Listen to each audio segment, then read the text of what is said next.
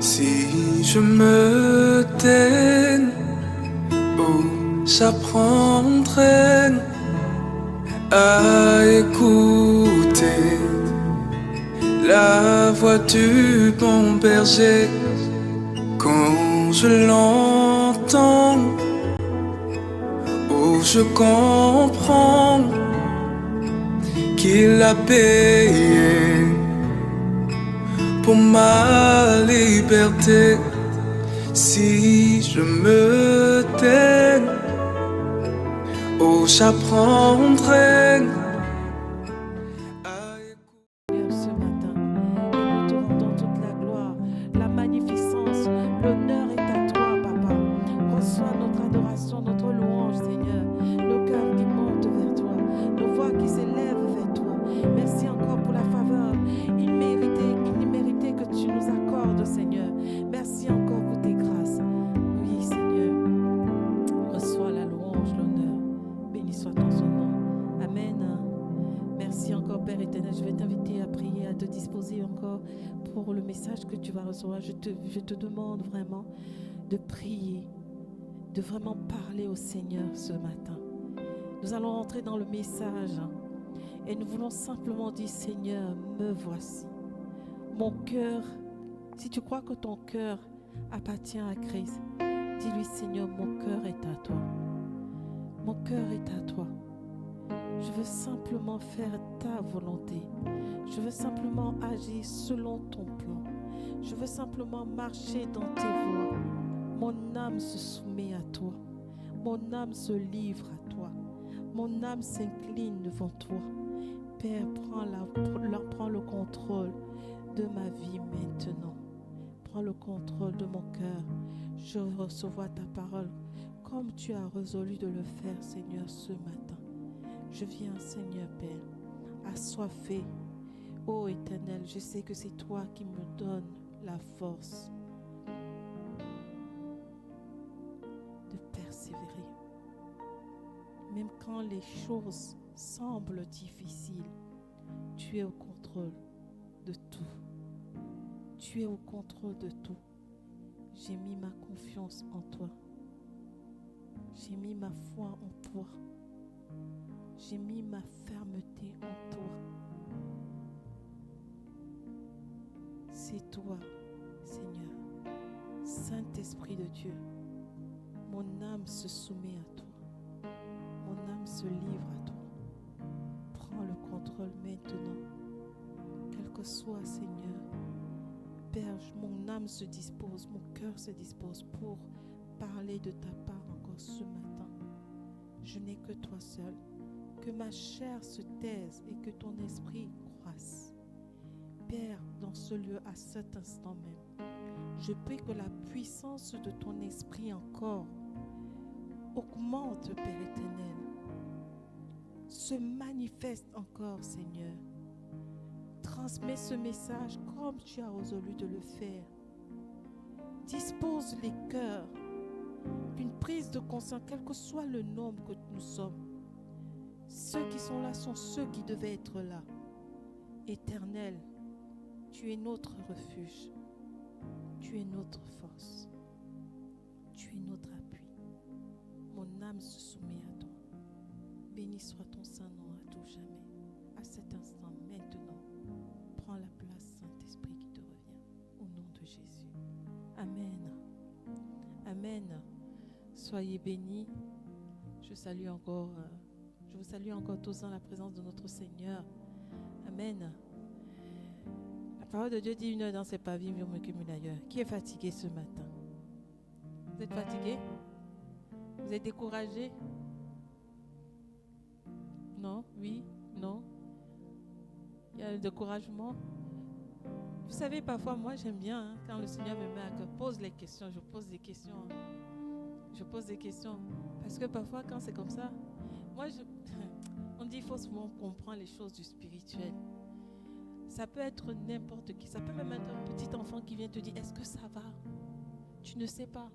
Mais la parole de Dieu nous dit que Dieu parle tantôt d'une manière, tantôt d'une autre. Dieu utilise qui il veut pour t'amener là où il veut t'emmener, pour te transmettre un message. Parfois, un petit enfant peut venir devant toi. Ah, papa, ça va?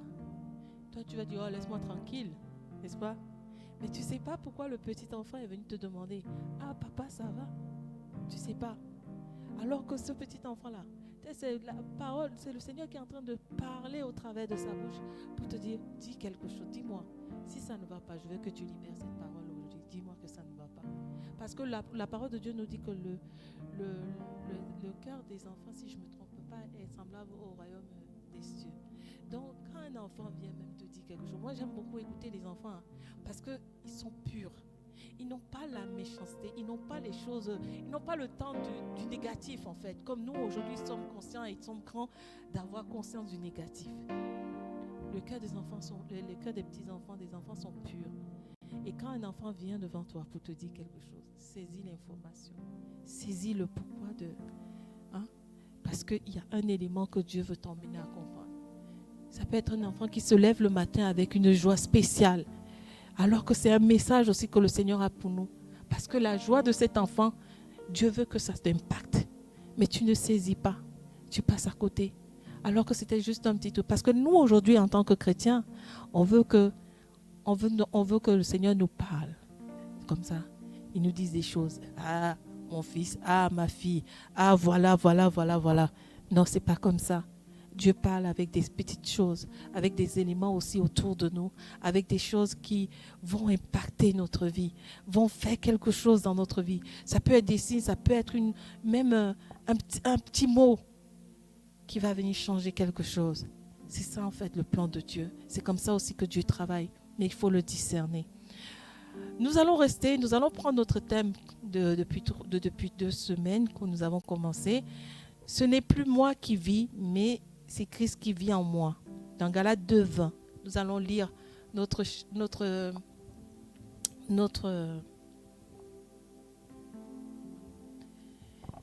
passage. Galates 2:20 nous dit, « J'ai été crucifié avec Christ, et si je vis, ce n'est plus moi qui vis, c'est Christ qui vit en moi.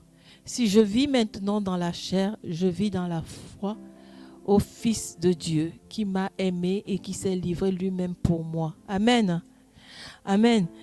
Pendant les 2 semaines, il y a l'intervention du serviteur Claude et l'intervention du serviteur Francis. J'ai essayé de regrouper un peu ce qui a été dit. Le serviteur Claude a touché plusieurs points. Il a dit Christ sauveur invisible. Amen. Christ qui vit en nous. Il a parlé du Saint-Esprit. Il a parlé de la sanctification. Il a parlé de la vie de prière, la méditation et l'esprit de foi. Le serviteur Francis, lui, il a dit l'appartenance à Christ, la mort de la deuxième nature, l'abandon de l'ancienne nature, le péché qui engendre,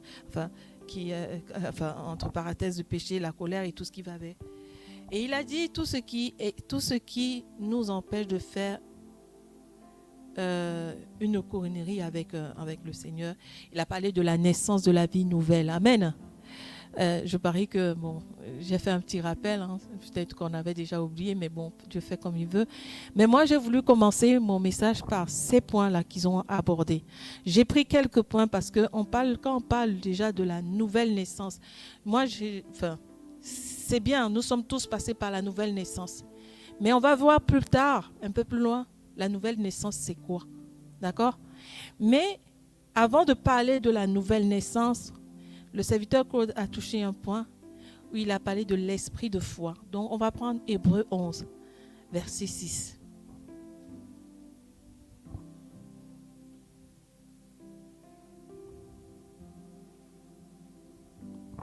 Hébreux 11, verset 6 nous dit « Or, sans la foi, il est impossible de lui être agréable, car il faut que celui qui s'approche de Dieu croit que Dieu existe et qu'il est le rémunérateur de ceux qui le cherchent. » Moi, je crois que chacun de nous, lorsque nous passons par la nouvelle naissance, ça veut dire que nous avons déjà manifesté un signe de foi.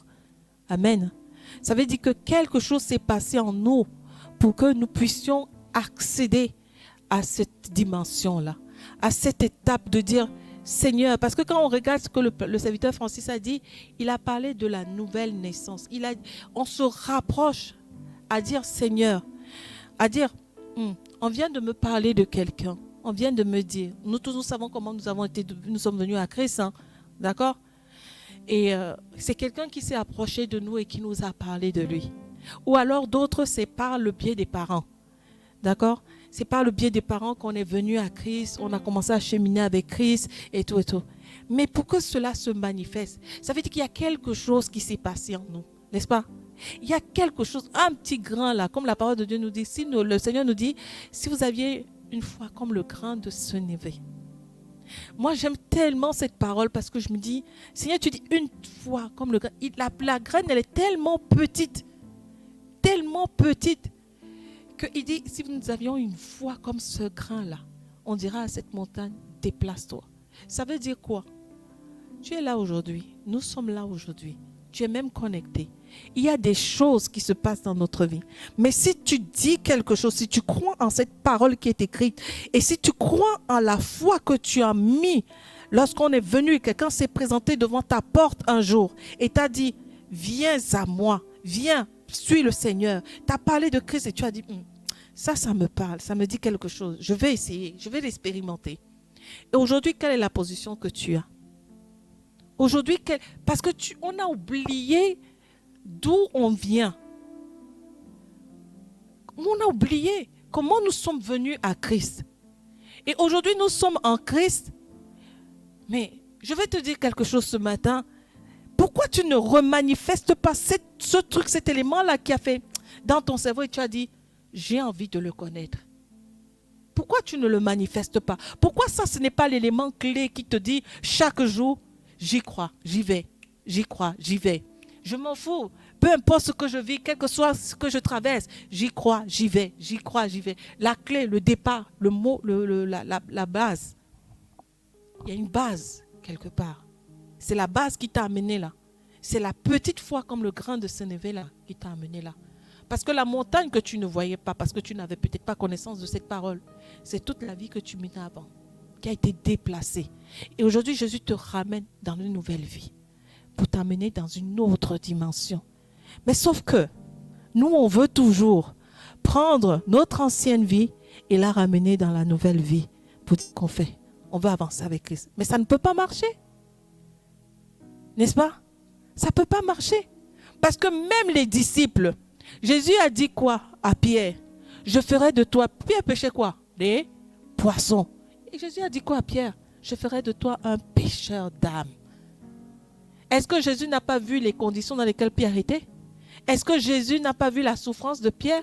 Est-ce que Pierre lui-même, il ne s'est pas dit, mais lui là, je vais le suivre, il n'a rien, et machin, et patati, les raisonnements que nous avons, tout ce qui perturbe notre cerveau pour qu'on soit vraiment disposé, engagé, imprégné de la présence de Dieu, de dire que, mais Pierre, il a fait quoi?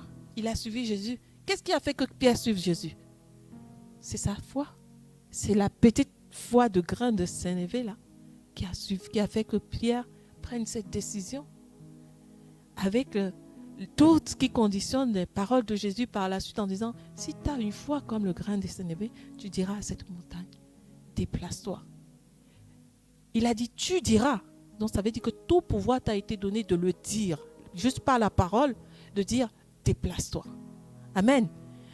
On a la capacité de dire les choses et les choses prennent la position ou la forme, ou elles prennent une autre tournure.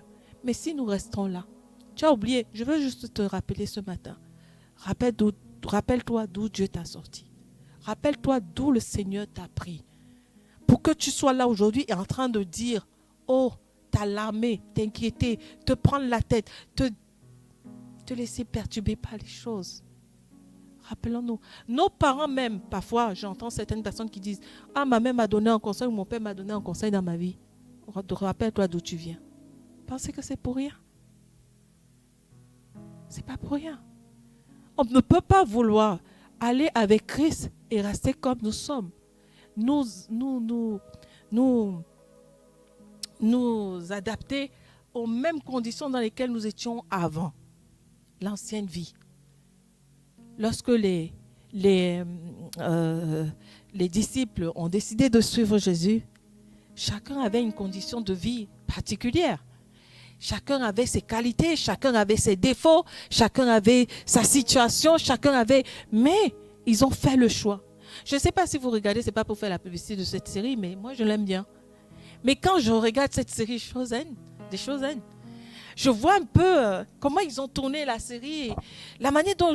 Mais ils avaient une personnalité, la façon dont ils ont fait le truc, c'est du genre... Pierre était très colérique, chacun avait un tempérament, mais Jésus était là avec eux, il les regardait.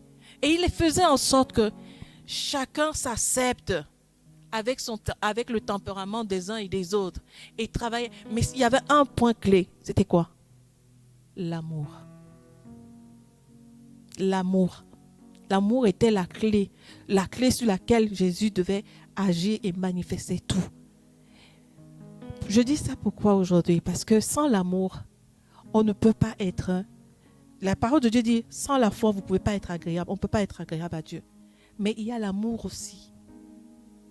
Plusieurs fois, j'ai souvent dit qu'un jour, j'ai demandé à un serviteur de Dieu, c'est quoi pour toi? C'est quoi le mot-clé pour toi en tant que serviteur de Dieu? Il y a un qui m'a dit l'obéissance et l'autre m'a dit l'amour. Et j'ai dit, ok, je prends les deux. D'accord? On prend les deux, l'obéissance et l'amour. Parce que sans l'amour, tu ne peux pas obéir. Tu ne peux pas obéir à quelqu'un que tu n'aimes pas. On est d'accord? Tu ne peux pas obéir à quelqu'un que tu n'aimes pas.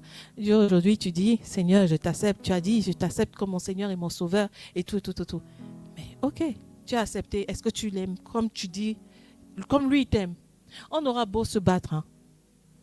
Moi, j'aime souvent dire, Seigneur, vraiment, on aura beau se battre. Mais la manière dont le Seigneur nous aime là, je vais vous avouer un truc. Moi, c'est ce qui conditionne ma vie et mon engagement avec lui. Parce que quand je regarde autour de moi, je parle pas, je vais pas, c'est pas pour cibler l'être humain, non. C'est pas ça, c'est que quand je regarde la vie en général, je dis, mais il n'y a qu'une seule chose. L'amour de Dieu conditionne ma vie. L'amour de Dieu, quand je pense seulement à l'amour que le Seigneur me manifeste, je dis, il faut que j'y aille encore plus, que je le cherche, que je dépends de lui. Et je ne peux pas m'empêcher de vivre comme s'il n'était pas avec moi. Je ne peux pas m'empêcher de me dire, à chaque fois, je discutais encore cette semaine avec une personne, je dis, mais même quand je pose un acte qui ne me convient pas, je bataille avec deux choses. Soit je lâche carrément, je dis, Seigneur, c'est bon. Je fuis, en fait, comme c'est qui là qui a fui, ils sont allés se cacher, Adam et Ève, quand ils ont mangé le fruit. C'est ça en fait, je fuis. Voilà là où l'ennemi joue. Il te fait fuir, ou il te dit, ou le Seigneur te dit, malgré ça, fais ma volonté, fais ce que je te demande. Arrête de fuir, ne fuis pas, reste là. Même si c'est un petit truc que tu as fait, peut-être tu as dit quelque chose sur un frère ou tu as parlé de quelqu'un. Hein. Je dis quand tu as le Saint-Esprit en toi, le Saint-Esprit va te faire comprendre que tu as fait quelque chose de mauvais, on est d'accord? Donc il va te reprendre. Tu sens que tu es en train de te sentir mal, mais il faut travailler. Parce que la culpabilité va faire que l'ennemi, il est là, il va déposer la culpabilité en toi. C'est la culpabilité qui fait que je dis non, je fuis. N'est-ce pas? Parce que je me dis non, je ne peux pas dire que j'ai le Saint-Esprit en moi et je continue de faire ça et j'ai telle attitude où je parle comme ci, où je parle comme ça. La culpabilité, mais ça ne veut pas dire qu'il faut continuer parce que nous courons à la perfection. Nous devons être des imitateurs de Christ. N'est-ce pas? On ne peut pas rester comme ça. La culpabilité va jouer. Mais la culpabilité a deux facettes. Soit c'est de t'emmener tout droit dans le trou, tu ne te relèves pas. Soit alors, tu stagnes simplement et tu restes dans la position et tu continues de faire. Tu continues de faire et d'adopter l'attitude. Ça fait partie aussi de, ce n'est plus moi qui vis, mais c'est Christ qui vit en moi. Amen. C'est comme je disais au début, c'est par le moyen de la foi que nous sommes là aujourd'hui. C'est la foi qui t'a emmené à être là. C'est la foi qui t'a emmené à être là. Rappelle-toi d'où tu viens. Qui a frappé à ta porte. Moi, c'est quelqu'un qui a frappé à ma porte et qui a commencé à me parler un peu plus en profondeur du Seigneur. Et je n'ai jamais oublié le nom de cette personne jusqu'à aujourd'hui. Je dis même parfois que si je pouvais rencontrer cette personne, revoir cette personne, je dirais merci à cette personne. C'est important. Rappelle-toi, la foi que nous avons envers Christ doit nous amener à être dans un état d'esprit différent. On va lire Jean 1, 12 à 13.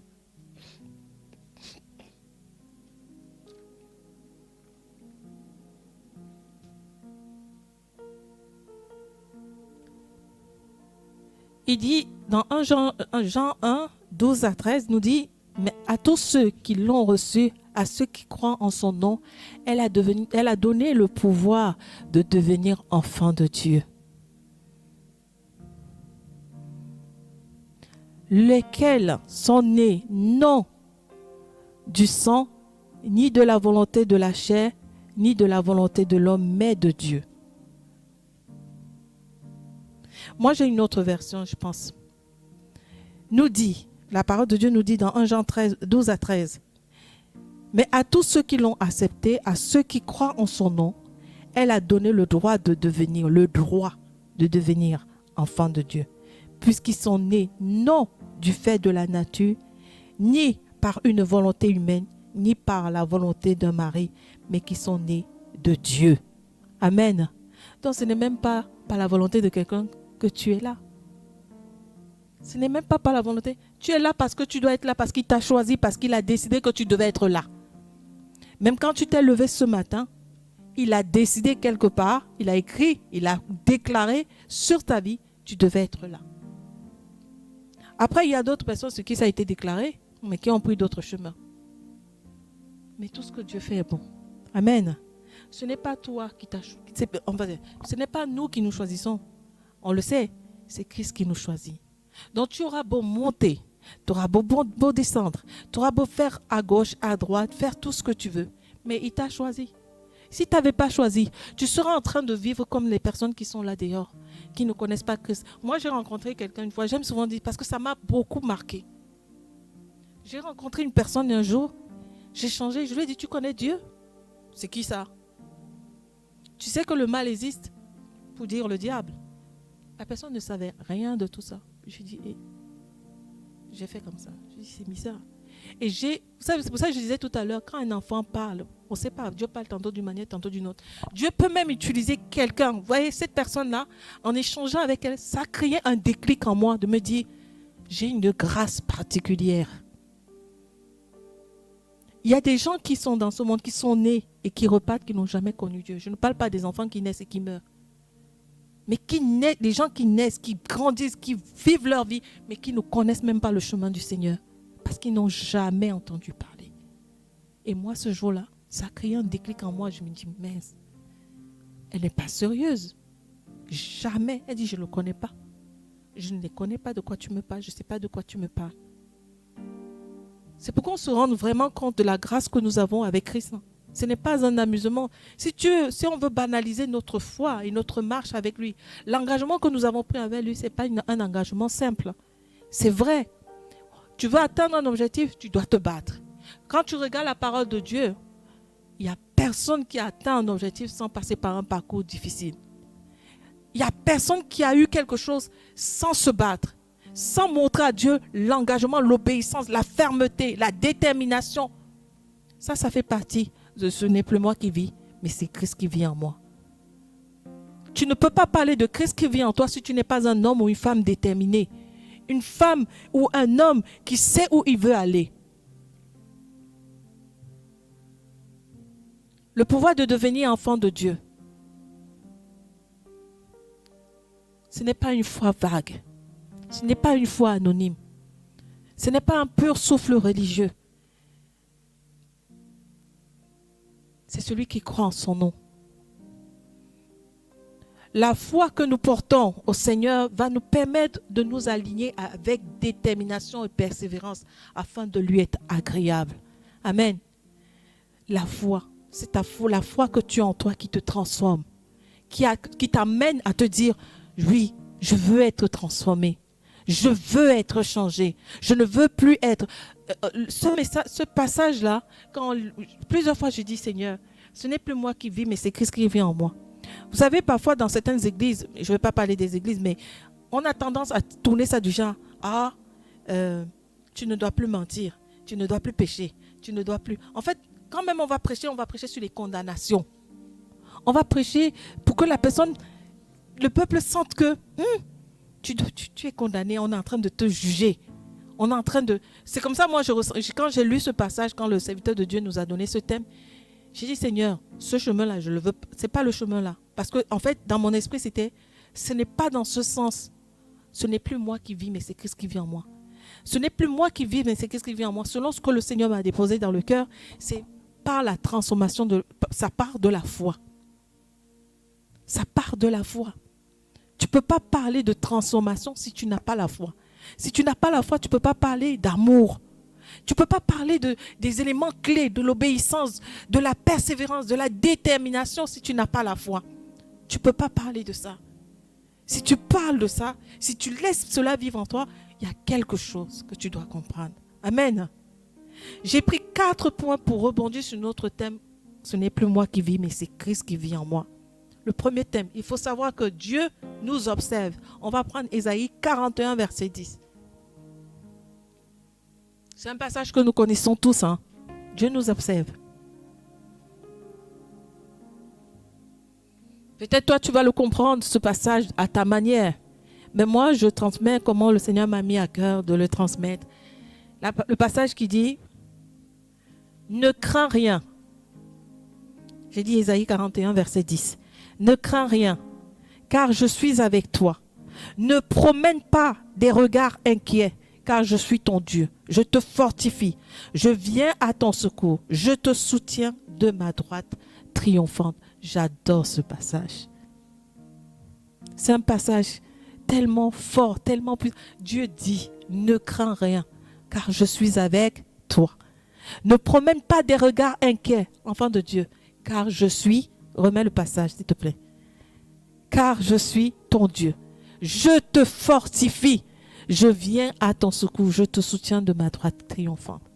Il résume toute la vie d'un chrétien là comme ça, en disant, fais-moi confiance, voilà ce que je dis, pour que tu marches avec assurance, pour que tu marches avec détermination, pour que tu marches avec persévérance, pour que tu ne lâches pas les situations de ce monde, tu ne laisses pas les situations de ce monde envahir ton esprit. Fais-moi confiance, sois dans l'assurance.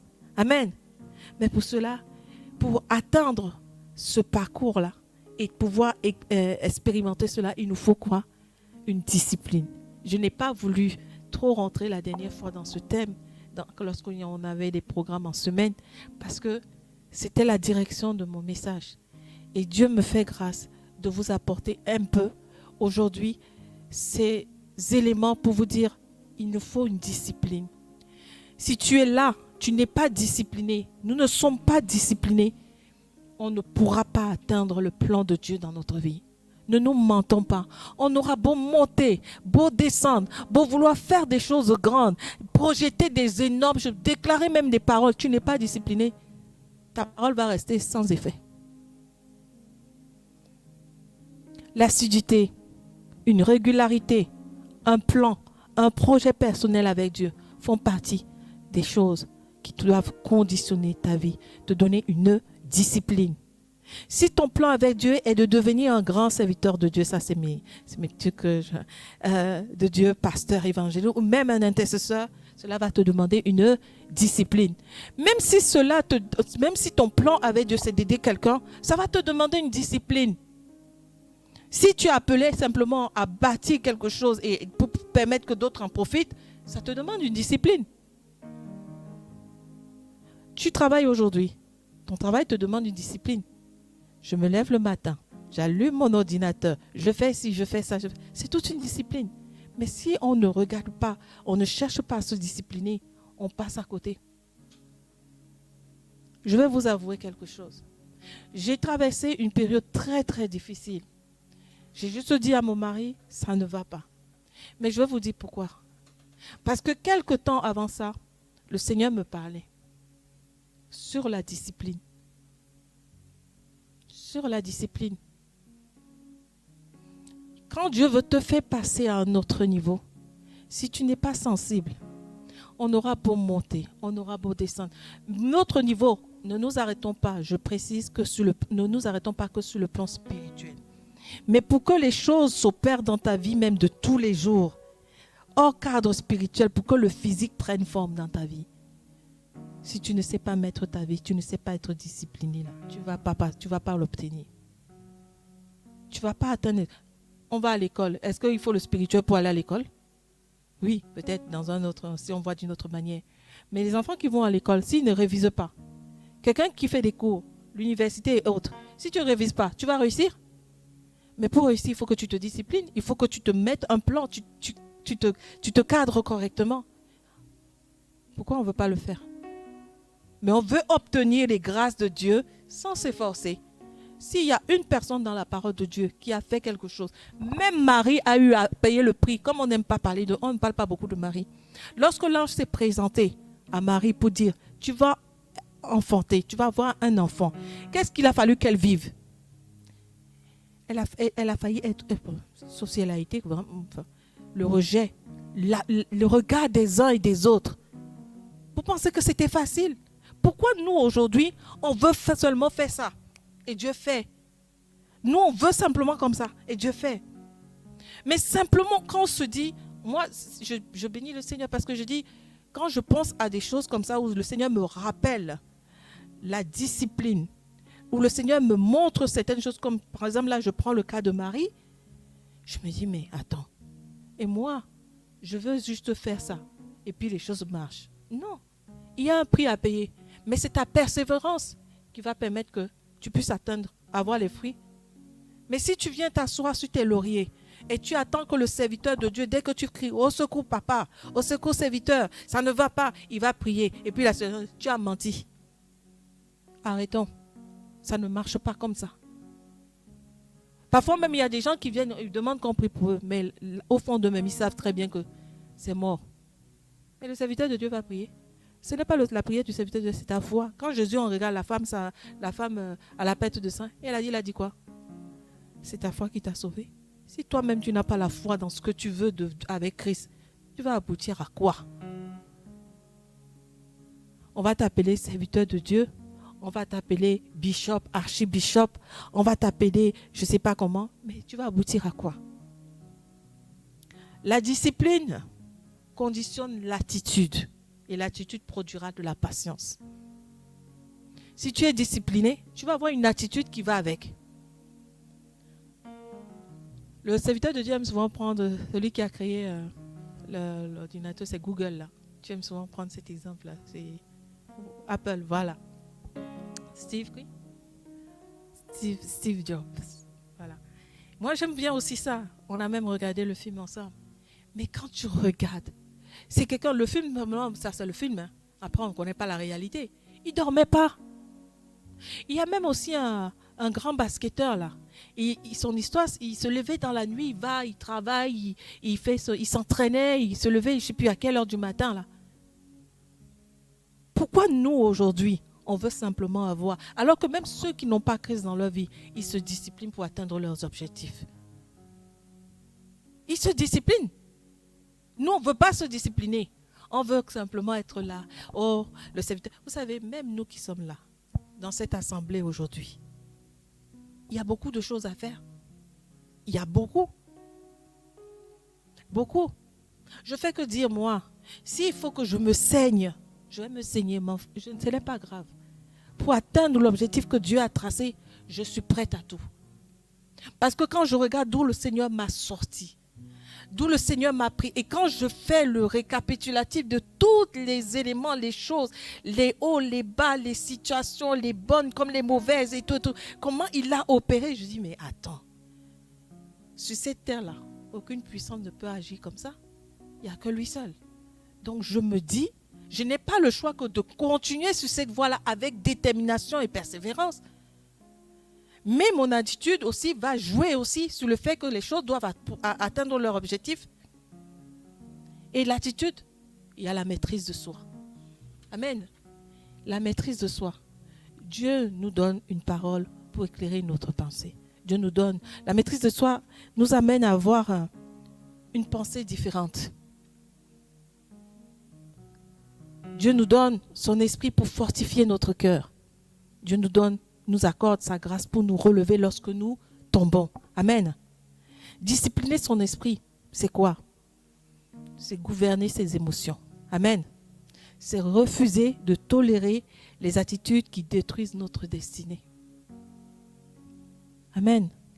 Discipliner son esprit, c'est gouverner nos émotions.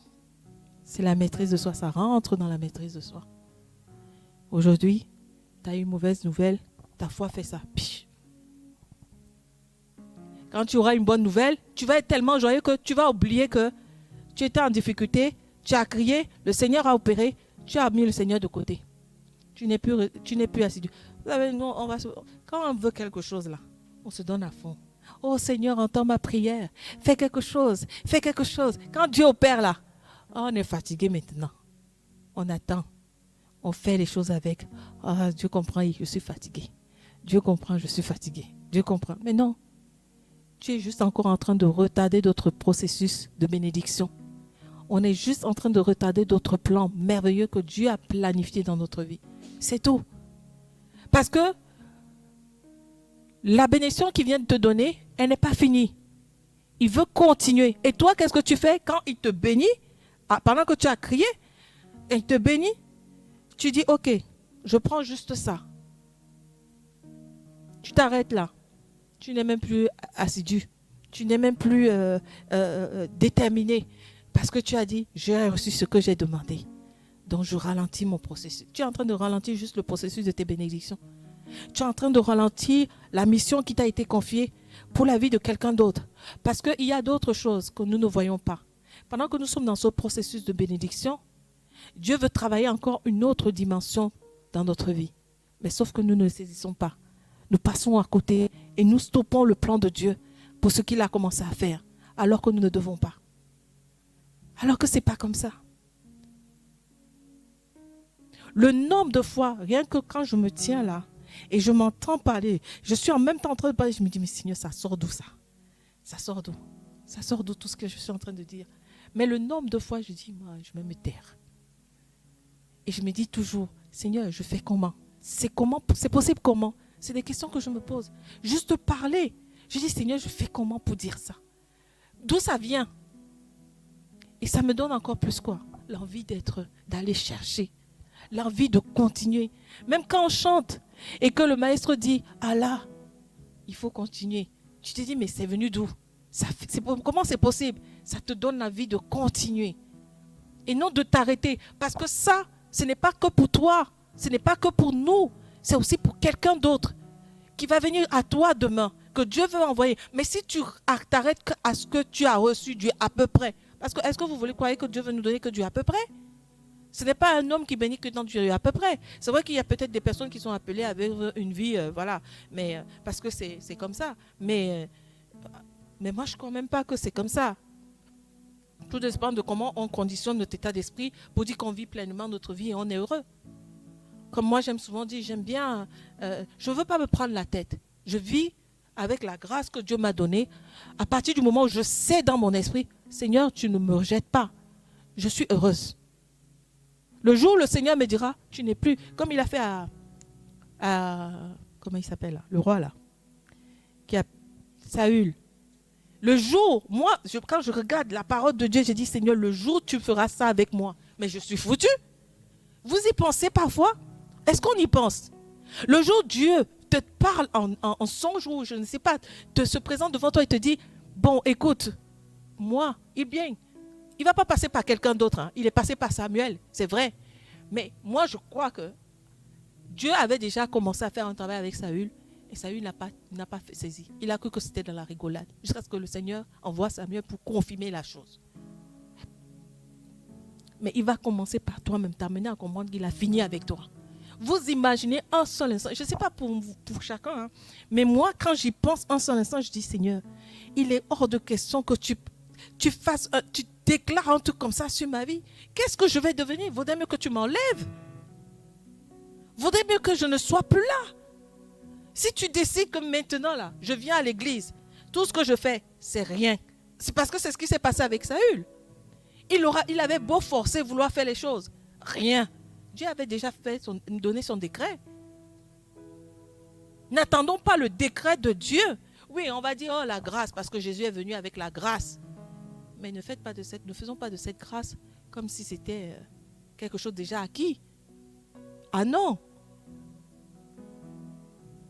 Je crois qu'il y a un passage qui dit la grâce est trompeuse.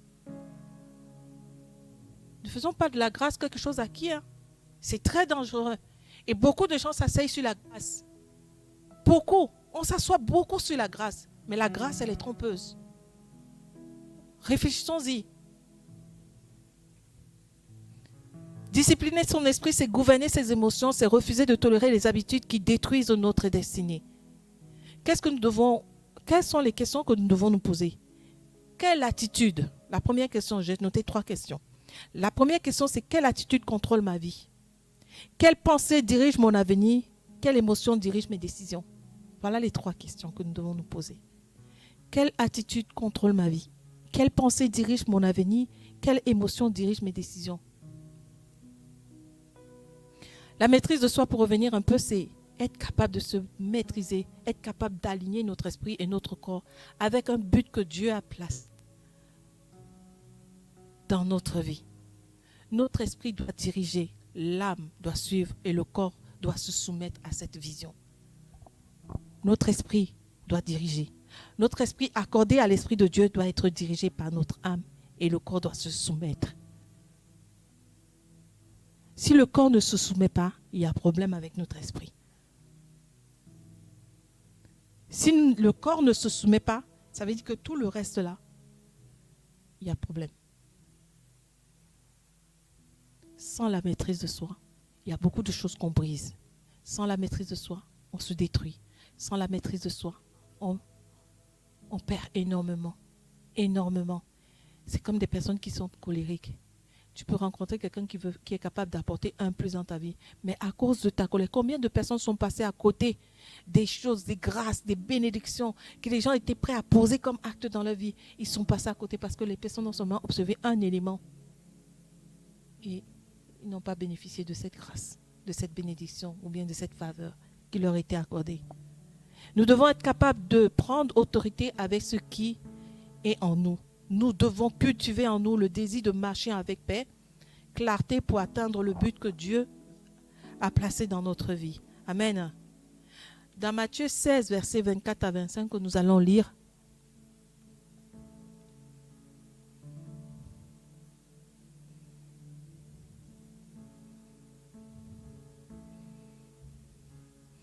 alors Jésus dit à ses disciples, si quelqu'un veut venir après moi, qu'il renonce à lui-même, qu'il se charge de sa croix et qu'il me suive. Je reprends. Alors Jésus dit à ses disciples, si quelqu'un veut venir après moi, qu'il renonce à lui-même, qu'il se charge de sa croix et qu'il me suive. Amen. La croix n'est pas facile à porter. Amen. La croix, c'est pas facile. Vous voyez même que quand Jésus on allait crucifier Jésus. Qu'est-ce qui s'est passé sur le chemin? Il a été aidé. Oui, ça, c'était l'aide physique.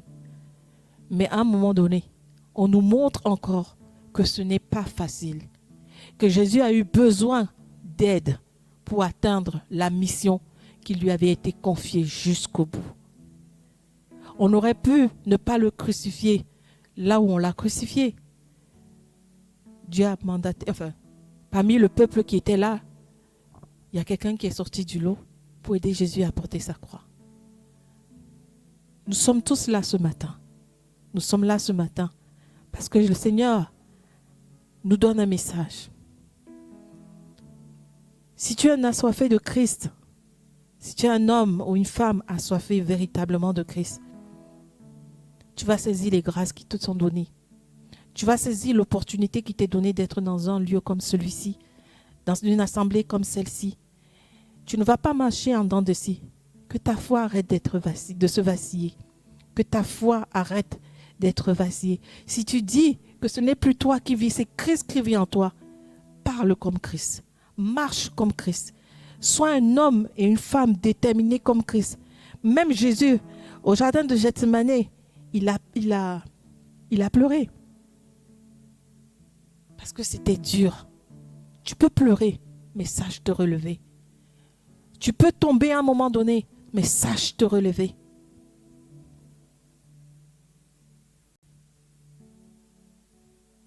Passer par la nouvelle naissance, ça veut dire quoi? C'est avoir une identité avec Christ, d'enfant de Dieu. Est-ce que tu crois vraiment que tu es un enfant de Dieu? Parce que parfois on conditionne la nouvelle naissance comme le baptême. On ramène ça au baptême tout le temps. C'est vrai, hein? Mais on ne voit pas toute l'identité qu'on transporte. La transformation, que ce soit sur le plan spirituel comme sur le plan physique. La nouvelle naissance, c'est ça.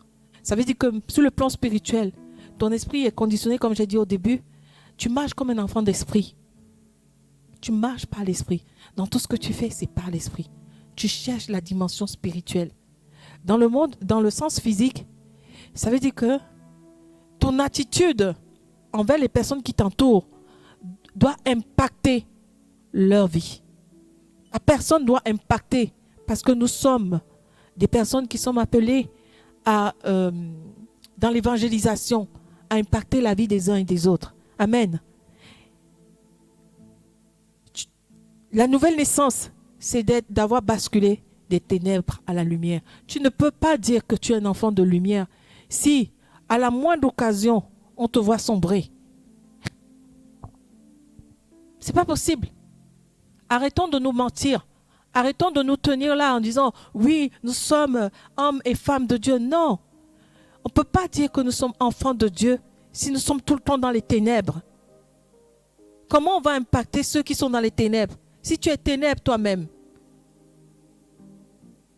Comment on va impacter ceux qui sont dans le besoin si nous-mêmes, nous ne laissons pas jaillir la lumière qui est déjà déposée en nous depuis le sein de notre mère? Comment on va impacter toute cette nation?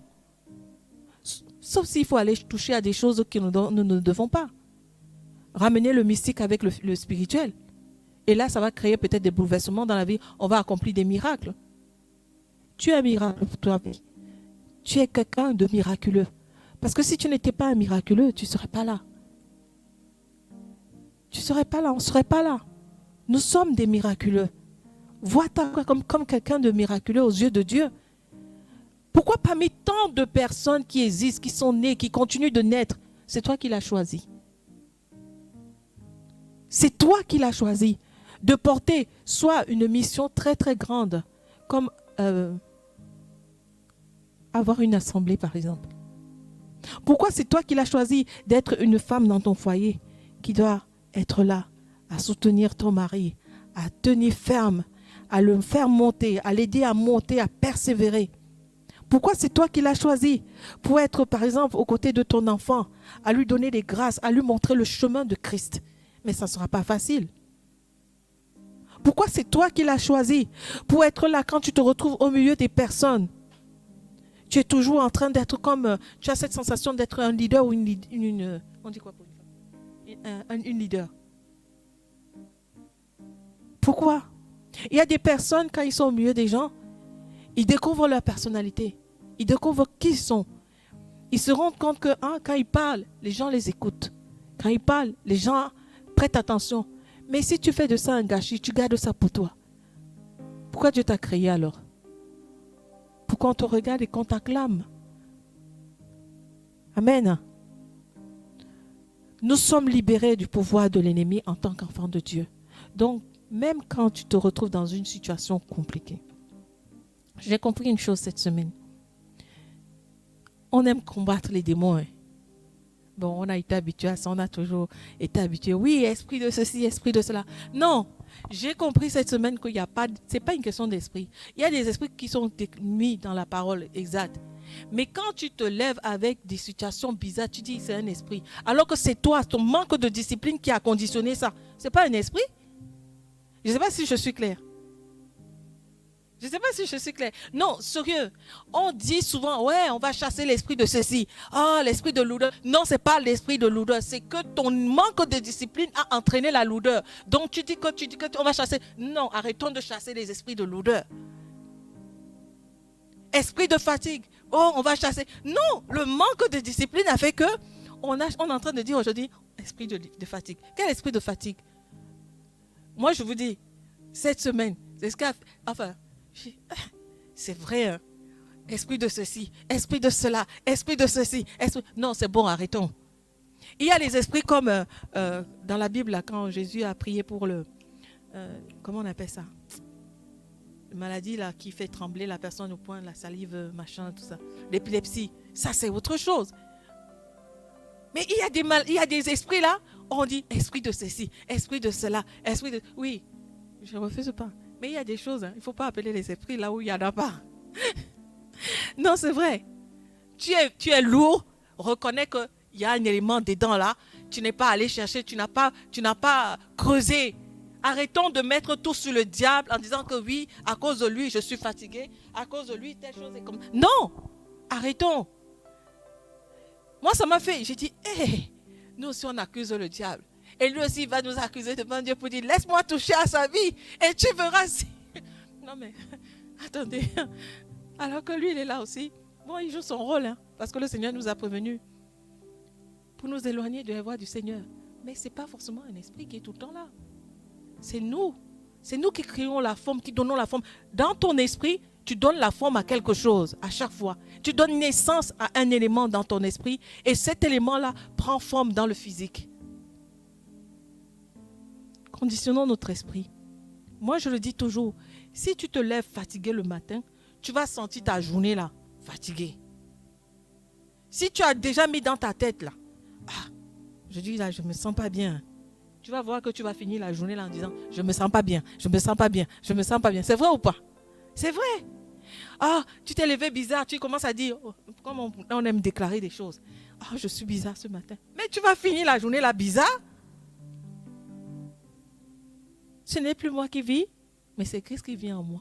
Donc c'est Christ qui vit en moi, qui est la lumière, la joie, la paix. Comme Galates 5:22 nous dit, le fruit de l'esprit. Est-ce que nous devons encore nous inquiéter de notre lendemain? La parole de Dieu nous dit, ne vous inquiétez de rien, mais faites connaître à Dieu, par des prières et des supplications, vos demandes. Bref, j'ai paraphrasé. Ouais. Ça veut dire quoi? Moi, je redis encore, je nous supplie même.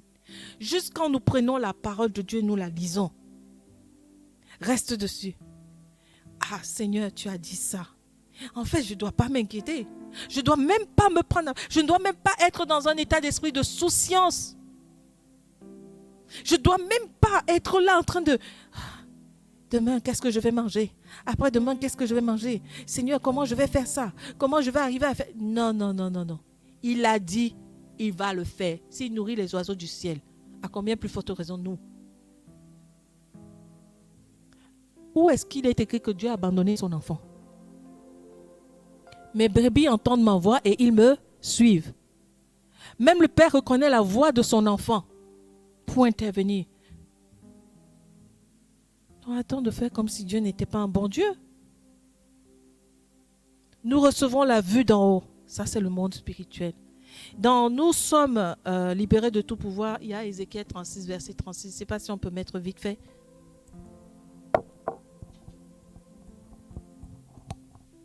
Ézéchiel 36, verset 36, juste vite fait comme ça, si c'est possible. Après, c'est bon.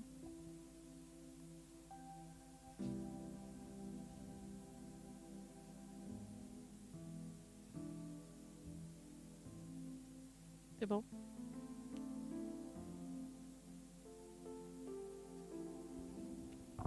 Ézéchiel 36, verset 36, lorsque nous parlons de « Nous sommes libérés du pouvoir de l'ennemi et les nations qui resteront autour de vous seront que moi, l'Éternel. J'ai rebâti ce qui était abattu et planté ce qui était dévasté. Moi, l'Éternel, j'ai parlé et j'agirai. » Amen. Donc, la parole de l'Éternel est une force, est une puissance. Croyons-y. Chaque mot, chaque phrase qui est écrit dans la parole de Dieu, si nous voyons, si nous savons l'apprendre d'une manière spirituelle, mais je vous assure, quand tu vas te lever le matin, il y a des choses que tu verras d'une manière différente parce que tu l'as laissé germer en toi. Ce n'est plus moi qui vis, mais c'est Christ qui vit en moi. Si Christ vit en moi, la parole là, elle nous transforme. Elle prend effet. 1 Jean 5, verset 12 nous dit, on peut mettre, nous recevons la vue d'en haut. 1 Jean 5, verset 12.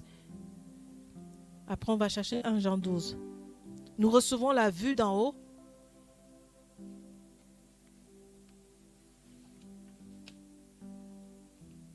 Pour finir. Celui qui a le Fils a la vie. Celui qui n'a pas le Fils de Dieu n'a pas la vie. Donc, si tu dis que tu es enfant de Dieu, transformé, né de nouveau, et tout ce qui va avec le paquetage, l'emballage, cadeau, tout.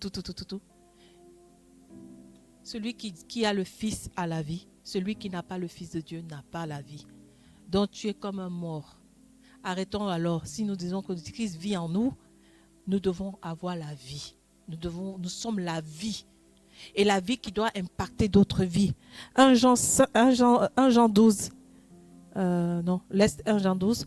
On va prendre Romains 1, 8. 1 Jean 12 nous dit, nous recevons le pouvoir d'en haut. Parce que je pense que là, je ne sais pas bien. Nous recevons le pouvoir d'en haut. Romains 1, 8 nous dit, il n'y a plus de condamnation attachée à notre vie. En tant qu'enfant de Dieu, né de nouveau, il n'y a plus de condamnation attachée à notre vie. Je rends d'abord grâce à mon Dieu par Jésus-Christ au sujet de vous tous, de ce que votre foi est renommée dans le monde entier. C'est tout? Ah bon? Bon, je vais peut-être jeter ma main. Ah. Je pense que je ne l'ai pas bien noté, mais ce n'est pas grave. Amen. Tout ce que Dieu fait, bon, pour finir, j'aimerais que nous retenions, s'il y a une chose, un petit élément à retenir. Lorsque tu te lèves le matin, toi enfant de Dieu, toi serviteur, toi, peu importe la position et ce que tu te dis dans ta marche avec Dieu, tu dois savoir une chose. Le Seigneur n'appelle pas des gens capables. Il rend capables ceux qui l'appellent. Le Seigneur n'appelle pas des gens capables, mais il rend capables. Mais seulement si tu as la volonté de devenir quelqu'un de capable pour Dieu. Le Seigneur ne rend pas capable. Le Seigneur n'appelle pas les gens capables. Quand tu prends Paul, quand tu prends tous ceux qu'il a appelés dans la parole de Dieu, et je m'adresse aussi surtout particulièrement aux jeunes. Quand tu prends la parole de Dieu, tu vas voir qu'il y a eu pas mal. On prend simplement le cas de Paul. On prend plusieurs exemples. On va voir que chacun dans la Bible a vécu une situation bien précise avec Dieu. Mais ils ne sont pas restés dans la culpabilité. Ils ne sont pas restés dans une certaine position en disant « Oh Seigneur, tu ne peux pas m'utiliser. » On dit souvent c'est Moïse qui ne savait pas parler, hein, c'est ça. Hein? Et puis c'est Aaron qui était son... Mais après, plus loin, on ne voit plus ça. On ne voit plus, on ne voit plus. Moïse, après, il faisait des choses, il agissait d'une certaine manière pour montrer que c'était lui qui était le leader du peuple d'Israël. Mais Moïse ne s'est pas arrêté sur ses handicaps. Moïse ne s'est pas arrêté sur sa condition. Moïse ne s'est pas arrêté sur certaines choses qui pouvaient freiner le plan de Dieu pour sa vie. Il a accepté d'être façonné. Il a accepté de la transformation. Il a accepté le pouvoir qui est venu transformer sa vie. Il a accepté l'abandon total de soi. Il a accepté de vivre des choses que nul, même peu importe comment ça pouvait être, ça pouvait se présenter devant lui. Il a accepté de le faire. Trahi ou rejeté ou peu importe comment les choses se sont passées, il l'a accepté. Et il a marché avec fermeté.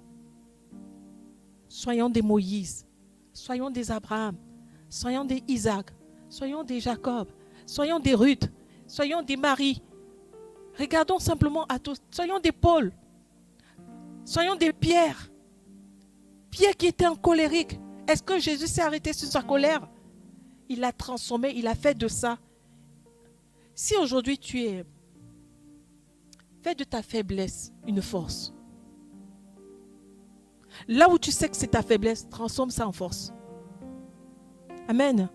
Le Seigneur nous aide à répondre à notre appel afin que nous devenions des missionnaires véritables. Sois un homme, sois une femme missionnaire véritable pour Christ, pour le royaume des cieux. Amen.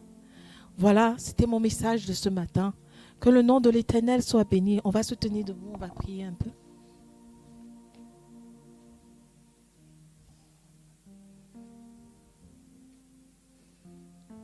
Béni soit ton nom, Papa.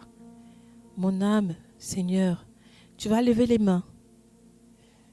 Si tu crois que cette parole aujourd'hui a touché ton cœur et que tu aspires à la transformation avec Christ, que tu veux que Seigneur fasse quelque chose dans ta vie. Et je crois fermement, tout dépend de la détermination que tu vas mettre et de la foi que tu enclenches aujourd'hui avec le Seigneur. Tu vas lui dire ce matin, Père, me voici. Me voici, Seigneur. prends le contrôle de ma vie. Les éléments, Père éternel, que j'ai négligés, parce que je ne trouvais pas le réconfort, parce que je ne trouvais pas, Père éternel, la réponse, parce que, Seigneur, j'étais dans le doute, parce que, Seigneur, j'étais dans la méfiance ou autre, quel que soit le sentiment qui t'animait. Si tu es un serviteur de Dieu, si tu es une servante de Dieu, si tu sais que le Seigneur t'a appelé à opérer à une autre dimension, sois un homme qui entreprend un plan avec Dieu. Sois une femme disciplinée, un homme discipliné. Sois un homme, une femme, Père, qui conditionne son esprit à l'esprit de Dieu. Au nom de Jésus, Éternel, aide-nous. Saint-Esprit, nous avons besoin de toi. Saint-Esprit, nous avons besoin que tu nous visites et que tu nous amènes, Père, à la dimension dans laquelle tu as prévu dans nos vies, dans notre quotidien. Là où les hommes appellent esprit, toi tu appelles force. Là où les hommes appellent lourdeur, toi tu appelles force. Là où les hommes appellent, Père éternel, fatigue, toi tu es celui qui relève, éternel, au nom de Jésus. Éternel, j'implore encore ta force et ta puissance sur ton église, Seigneur. J'implore ta force et ta puissance sur ton assemblée, éternel, mon Dieu. Parce que celui qui était courbé se relève. Celui qui négligeait un seul auteur de ta parole ne néglige plus maintenant, éternel. Que ta puissance de feu, ta puissance véritable, Seigneur, mon Dieu, mon roi, touche maintenant chaque vie au sein de ton assemblée, qu'ils soient présents ou pas, qu'ils soient connectés, tous ceux qui prendront connaissance de ce message. Éternel, mon Dieu, agis encore maintenant. Agis encore maintenant. Brise les liens. Oh, amène à la dimension, Père, que tu as souhaité pour chacun de nous et que tu souhaites. Je déclare que toute arme forgée contre nous maintenant, Seigneur, au sein de cette assemblée, dans la vie de chacun de tes enfants, soit nulle et sans effet. Les liens tombent. Oh Éternel, tu redonnes la vie en abondance parce que tu es la vie. Tu remets de la lumière là où il y avait les ténèbres dans la vie de chacun de tes enfants et au sein de ton assemblée. Tu redonnes la force, Seigneur, à chacun afin de reprendre le flambeau qui lui a été donné. Au nom puissant de Jésus, que le nom de l'Éternel soit béni. Soyez bénis. Merci Seigneur, merci Saint-Esprit. Honneur et gloire à ton règne et à ta puissance. Merci Seigneur. Je te donne toute la gloire, Papa, au nom de Jésus. Amen. Amen. Soyez bénis. Coule, coule, coule comme un torrent. Coule, coule, coule comme un torrent. Coule.